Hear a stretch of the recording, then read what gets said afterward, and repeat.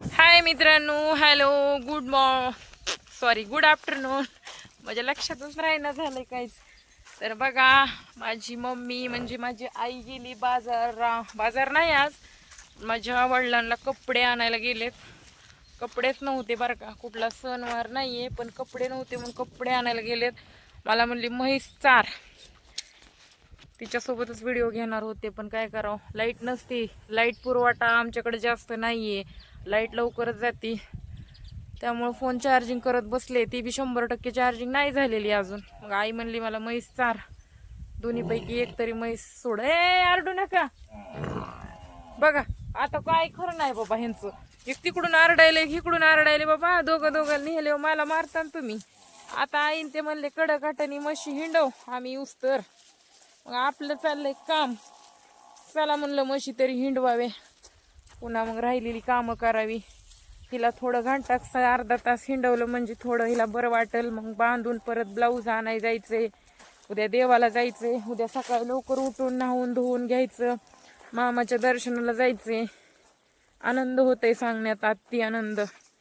तर मी लावली बघा चेहऱ्याला मुलतानी माती. चेहऱ्यात काही बदल दिसतोय का? थोडा सॉफ्ट दिसायला, ऑइली झाला होता आणि मुरुम पण लय दिसत होता. तर मुलतानी मातीचा फरक बघा, लगेच चेहरा कसं छान झालाय. मी कुठलं फिल्टर लावलं नाही अगर काय नाही, छान दिसतोय चेहरा माझा मस्तपैकी. तर काय मित्रांनो, आता जे जे पुण्याला आहे त्यांची काय अवस्था आहे आपल्याला कमेंट करून नक्की सांगा. अवस्था म्हणजे गॅस सिलेंडरबद्दल सांगते. व्हिडिओ तर येलेत मोबाईलवर गॅस सिलेंडरसाठी, व रांगा लागल्यात, गॅस भेटत नाहीये. एक गोष्ट मला शिकायला भेटते ह्याच्यामधनं, जे आपल्यावर सगळ्या जनतेवर जे प्रश्न उभा राहिलेला आहे गॅस सिलेंडरचा, त्याच्यातून एक गोष्ट शिकायला भेटते की बाबा गावाशिवाय काय खरं आहे का? काही खरं नाही गावाशिवाय. कारण गावामध्ये आपण असं इकडून तिकडून सरपण काटकी गोळा करून आणू शकतो, पण इथं पुण्यामध्ये काय, गॅस संपला तर चुलीवर स्वयंपाक कसं करणार, किती अवघड आहे. आणि बाहेर हॉटेल बी बंद व्हायलेत, मग हॉटेलमध्ये तरी जाऊन कसं खाणार. त्यामुळे विश्वास आपल्या गावावर ठेवला पाहिजे बाबा. गावातच काहीतरी केलं पाहिजे, गावातच छोटा मोठा उद्योगधंदा केला पाहिजे. कारण गावासारखं बराबरी कुठंच येणार नाही. बरोबर आहे की नाही? कमेंट करून सांगा मला. मी चारायले आता म्हैस आमची ही नवीन आणलेली.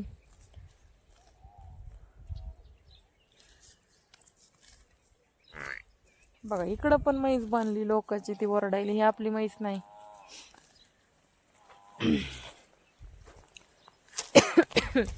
तर असं तुम्हाला आता काहीतरी सांगते माझ्याबद्दल थोडं. आता माझ्या लग्नाला एवढे दिवस झाले, लेकरं बाळ झाले, सगळ्या गोष्टी झाल्या, पण आई वडिलांना वाटलं तो माणूस नांदविल बाबा आपल्या लिकीला. 2 लेकरं झालेत, आपण हिला म्हणजे नाही का समजून सांगावं, तू राहा इथंच. बहिणू शांत बसा ना. तू राहा थोडे दिवस, आज सुधरण उद्या सुधरण. कोर्ट कचेरी करून त्यांना काहीतरी मया मया म्हणजे अक्कल येईन, थोडे तरी सुधारतील. पण तसं अजिबात झालेलं नाही. तर आता खूप वर्ष झाले लग्नाला, वय मात्र यंगच दिसते. वय बी यंगच आहे, 29 साताशिक लागले. 29 म्हणजे काहीच वय नाही आहे माझं. 31 32 35चे असते तर म्हणलं असतं बुवा आपण लग्न करणं योग्य नाही.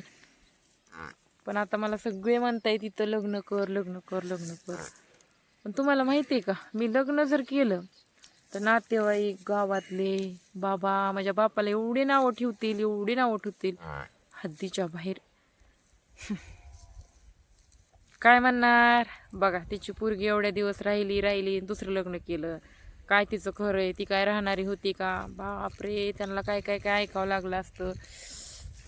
पण मी एक अशी व्यक्ती आहे, माझ्या मनाला आलं तर मी कुणाचाच विचार करत नसते.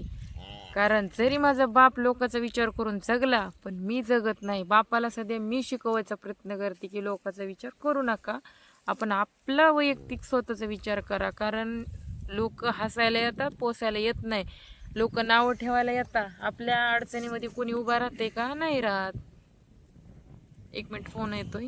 बघू शकताय म्हैस हिंडवली, चारली. आता त्या माणसाने वडिलाला फसवलंय चांगलं मसळामध्ये. अजिबात म्हशीनं खाल्लेलं नाही, बघू शकताय. म्हैस बांधून मी गेले, ब्लाऊज आणाय, ब्लाऊज घेऊन आले आणि व्हिडिओ सुद्धा टाकलाय, शॉर्ट बघितला असेल तुम्ही. म्हैस खायना पण झाली.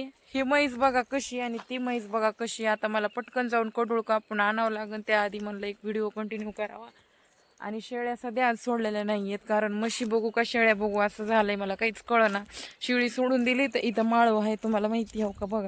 मिरच्या वांगी आईने एवढं मेहनतीनं लावले, त्याच्यामुळं ते वाया जाईल. त्यामुळे मी आता म्हैस सोडू शकत नाही, सॉरी शेळी सोडू. असं का व्हायलंय मला यार, काहीच ध्यानात राही नाही. मी एक बोलायचं असते आणि एकच बोलायले मी. मेंटॅलिटी व्यवस्थित नाही राहिली माझी. हे बघा किती सुंदर असं माळव आलेलं आहे, वांगे बिंगे हो का बघा. कमेंट करा, ही माझ्या माईने एवढं मोठं कष्ट लावलंय, माझ्या क्यूट माईने माझ्या कष्टाळू. तिचं एवढं कष्ट मी कसं वाया जाईन. म्हणलं शिळी मरू द्या तिकडं, पण आपण आता ह्याला सोडायचं नाही. तर मी आता टाकणार आहे शिळीला कापून गवत. इळा न्यायला आलेली आहे. तर मित्रांनो, मी लग्नाच्या विषयावर बोलत होते. तर कसं आहे, त्या लोकांनी खूप वाटोळं केलेलं आहे माझं, आणि ॲडव्होकेट चांगले भेटले नव्हते मला, त्याच्यामुळं माझं प्रकरण हे झालेलं आहे. तर आता माझं नवीन सुरुवात केलेलीच आहे मी. आता एवढा वेळ वाया गेला, पण कमीत कमी वेळामध्ये सगळं ओके होऊन जाईल. पण लग्नाचा विचार मी अजून काही केला नाही, पण बघू नंतर. मी फक्त लोकांचे विचार तुम्हाला सांगायचा प्रयत्न केले. मला सगळेजण म्हणतात लग्न कर, वय नाही, पण 2 लेकराचा विचार करते मी. डिवोर्सच्या नंतर कोणी चांगलं भेटलं तर करू विचार, पण सध्या तर नाही करत मी. शक्यतो मनात नाहीच आहे लग्न करायचं मला. पण लोक मी जर केलं तर फाशा घेऊन मरते, मला असं वाटायला लागलंय.